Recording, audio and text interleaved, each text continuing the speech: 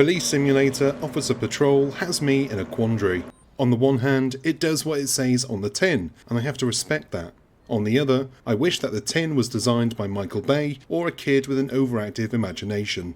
Same thing really. Simulator set out to do one thing: simulate their given subject. Let's be honest, most do their job admirably in delivering the mundane, dull gameplay that one would expect from such a simulator. Put it this way, nobody is going into Farming Simulator expecting a hillbilly shootout on the old McGregor Ranch, but a game that simulates law enforcement? Come on, it's ripe for a bit of excitement, something that the simulation genre could do with a good dose of. Sadly, it's not to be, and Police Simulator Officer Patrol revels in the mundane. Writing tickets and sending pissheads and junkie drivers to the precinct in the paddy wagon is about as exciting as it gets. Police Simulator Officer Patrol is a slow start. The basic run of play is that each day you'll choose which part of the city you'll do your shift in and for how long. The longer the shift, the more experience points you'll earn, assuming you do a good job and don't taser somebody for jaywalking. To begin with, shifts are on foot, and my first few in-game days were spent running around my patrol area, checking the meter maids, writing tickets for bad parking, and holding up citizens for the crime of crossing the street. As a Brit, the crime of jaywalking is ridiculous, but I did my job and I collected some cash for the city coffers.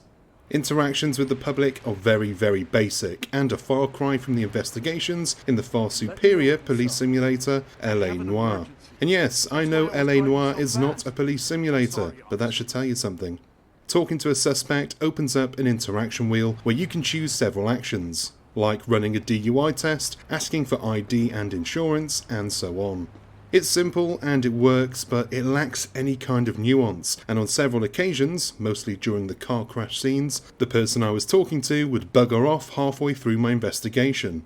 I would chase them down and press the talk button, only for the interaction wheel to revert to its default state, instead of showing the options available during an investigation. I guess I didn't do everything in the right and proper order. Don't go into Police Simulator Officer Patrol expecting to live out your Nick Cage Bad Lieutenant fantasies. It's not happening here. You have a taser and you have a gun, but you'll spend most of your time aiming your speed gun to catch drivers going a few over the limit.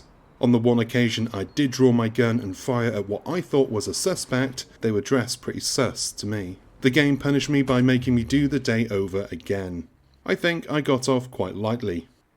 While there may be a lack of big, blockbuster action movie shootouts that any cop-based game should really have, or so is my opinion, there's also a severe lack of polish.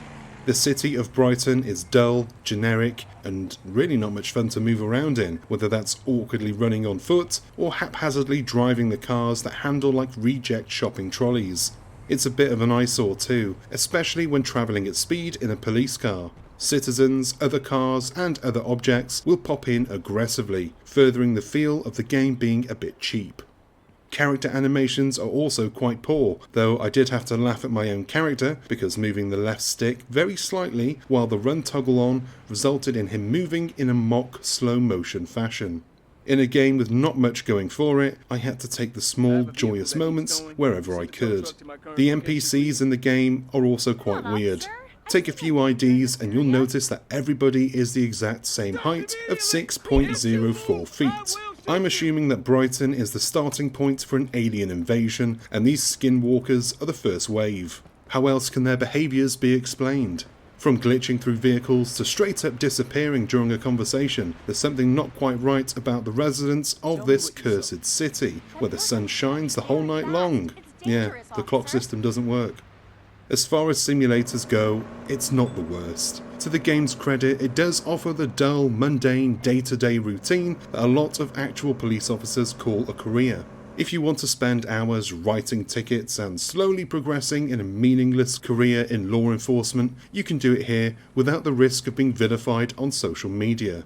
But it could have been so much more had the systems in play been deeper and more robust, not to mention fun.